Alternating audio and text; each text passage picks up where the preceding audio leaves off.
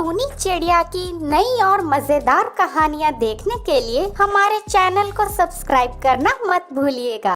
किसी जंगल में टूनी और मीनू नाम की दो चिड़िया बहनें रहा करती थी। वे दोनों बहुत गरीब थी। एक दिन वो दोनों भोजन की तलाश में घूम रही थी कि तभी उन्हें एक सेब बेचने वाला नजर आता है। सेब ले लो सेब, ताजे ताजे कश्मीरी सेब। दीदी वो देखो, वो पक्षी सेब बेच रहा है। मुझे बहुत भूख लगी है, एक सेब खरीद दो ना। कैसे खरीदूं सेब मीनू? सेब वाला बिना पैसे के सेब नहीं देगा। मेरे पास सेब खरीदने के लिए पैसे नहीं हैं। दीदी एक बार उससे मांग कर तो देखो, शायद वो हमें सेब दे दे। अपनी बहन की बात मानकर टूनी चिड़िया उस सेब वाले के पास जाती है। भैया मुझे एक सेब चाहिए। ये लो बहन, ताजे और मीठे कश्मीरी सेब। इस एक सेब के तुम्हें बस 10 रुपए देने होंगे। लेकिन भैया मेरे पास एक भी रुपया नहीं है। मेरी छोटी बहन भूखी है और वो सेब खाने की जिद कर रही है। भैया प्लीज हमें एक सेब दे दो ना। उस सेब वाले को टूनी पर दया आ जाती है। ये सेब तुम ले जाओ बहन, तुम्हें इसके पैसे देने की कोई ज़रूरत नहीं है। आपका बहुत बहुत धन्यवाद भैया। ले मीनू, ये सेब खा ले तू। तुझे बहुत भूख लगी है ना? मैं इसे नहीं खाऊंगी टूनी दीदी। मेरे दिमाग में एक आइडिया आया है। हमारे घर के पीछे जो खाली जमीन है वहाँ हम इस सेब को बो देंगे। फिर इससे एक बड़ा सा पेड़ उगेगा और उस पर ढेर सारे फल लगेंगे।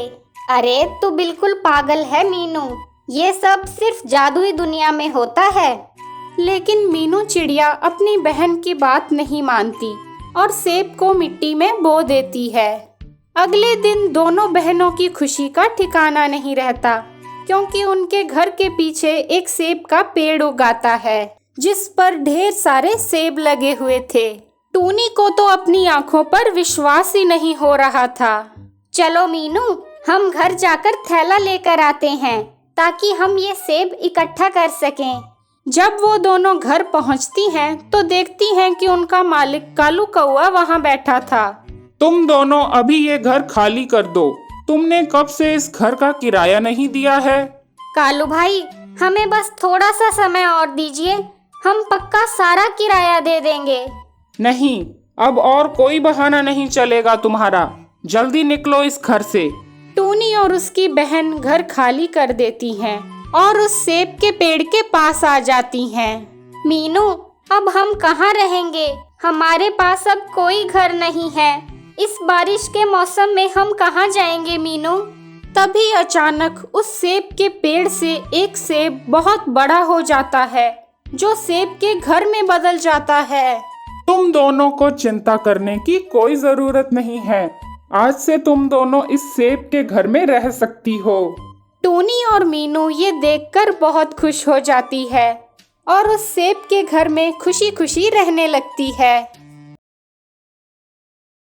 किसी गांव में टूनी चिड़िया अपनी बेटी मीनू के साथ रहती थी। टूनी चिड़िया बहुत गरीब थी। एक दिन की बात है, वो बाजार में घूम रही थी कि तभी उसकी नज़र एक पक्षी पर पड़ती है जो स्ट्रॉबेरी फल बेच रहा था। अरे भैया, ये स्ट्रॉबेरी कैसे दे रहे हो? क्या 50 रुपए का सिर्फ एक स्ट्रॉबेरी? इतनी महंगाई! तुम तो लूट रहे हो भैया। नहीं नहीं बहन, इसकी कीमत यही है। बाजार में इसका यही दाम चल रहा है। अभी 1-2 महीने बाद तो ये और भी महंगी हो जाएगी। यहाँ कम लोग ही इसकी खेती करते हैं, इसलिए इसके दाम ज्यादा हैं। अच्छा भैया, ये स्ट्रॉबेरी को उगाने में बहुत मेहनत लगती है क्या? और पैसे कितने लगते हैं? हाँ बहन, पैसे तो लगते ही हैं, लेकिन मेहनत उतनी ज्यादा भी नहीं लगती। एक बार बीज बोने के बाद बस थोड़ी देखभाल करने से ही ये अच्छे से उग जाती है। इसके बाद टूनी अपने घर लौट आती है। मीनू, आज बाजार में मैंने एक पक्षी को स्ट्रॉबेरी बेचते हुए देखा। मैंने उससे बात की तो पता चला कि स्ट्रॉबेरी बहुत महंगी बिकती है। एक स्ट्रॉबेरी की कीमत 50 रुपए है बेटा। माँ, अगर ऐसी बात है तो क्यों ना हम भी इसकी खेती करें। हाँ बेटा, मैं भी यही सोच रही हूँ। हमारे पास खेत तो है ही, लेकिन पैसे न होने की वजह से हम उसमें कुछ उगा नहीं पा रहे हैं। मैं सोच रही हूँ कि क्यों ना हम महाराज से कुछ पैसे उधार लेकर स्ट्रॉबेरी की खेती करें। वे हमारी मदद जरूर करेंगे। ये सोचकर टूनी महाराज के पास पहुंच जाती है। अरे टूनी, तुम यहाँ? क्या बात है? कहीं वो कालू कौआ फिर से तुम्हें परेशान तो नहीं कर रहा? नहीं नहीं महाराज, ऐसी बात नहीं है। दरअसल मुझे अपने खेत में स्ट्रॉबेरी की खेती करनी है। उसके लिए मुझे कुछ पैसों की जरूरत है। क्या आप मुझे कुछ पैसे उधार दे सकते हैं? हाँ हाँ टूनी, क्यों नहीं, मैं तुम्हें अभी पैसे दिलवा देता हूँ। राजा का सिपाही 50,000 रुपए लेकर आता है और टूनी को दे देता है। आपका बहुत बहुत धन्यवाद महाराज। फिर टूनी बाजार से बीज खरीद कर लाती है और उन्हें अपने खेत में बो देती है। टूनी रोज खेत पर आकर अपनी फसल का ध्यान रखती थी। इस तरह कई दिन बीत जाते हैं और पेड़ों पर स्ट्रॉबेरी लग जाते हैं। टूनी और उसकी बेटी मीनू ये देखकर बहुत खुश थे। अरे वाह माँ, ये सारे पेड़ तो स्ट्रॉबेरी से लदे पड़े हैं। हम इन्हें बेचकर अच्छे पैसे कमाएंगे। हाँ बेटा, चलो अब हम घर चलते हैं। कल हम आकर सारे स्ट्रॉबेरी तोड़ लेंगे। फिर वे दोनों वहां से चली जाती हैं।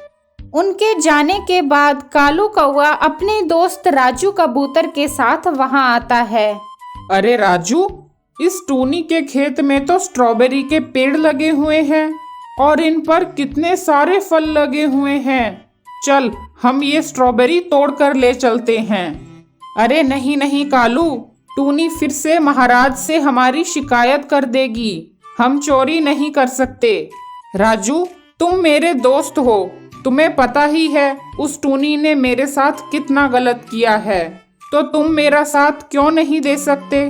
अच्छा ठीक है, मैं इसमें तुम्हारा साथ दूंगा कालू।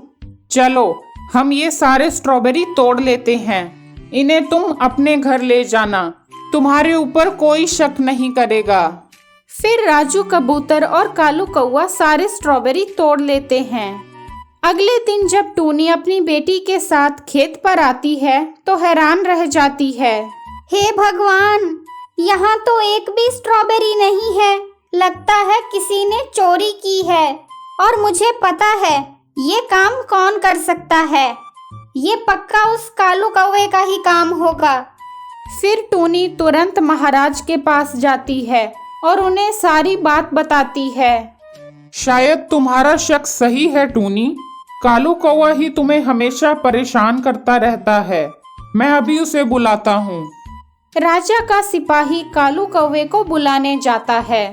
तभी रास्ते में उसे राजू कबूतर मिलता है, जो स्ट्रॉबेरी बेच रहा था। अरे राजू, तुम्हारे पास इतने स्ट्रॉबेरी कहाँ से आए? जहाँ तक मुझे पता है तुम्हारे पास कोई खेत तो नहीं है जहाँ तुम इनकी खेती कर सको, और इतने महंगे फल तुम खरीदोगे नहीं। अरे मंत्री जी, मेरे पास एक छोटा सा खेत है। आपको उसके बारे में शायद पता नहीं है, लेकिन मैं भी खेती करता हूँ। मंत्री किसी तरह उसकी बात मान लेता है और वहां से चला जाता है। इधर कालू कौवा महाराज के पास पहुंचता है। महाराज, मैंने कोई चोरी नहीं की है। आप चाहें तो गांव वालों से भी पूछ सकते हैं। मैं तो 2-4 दिनों से यहाँ पर था ही नहीं।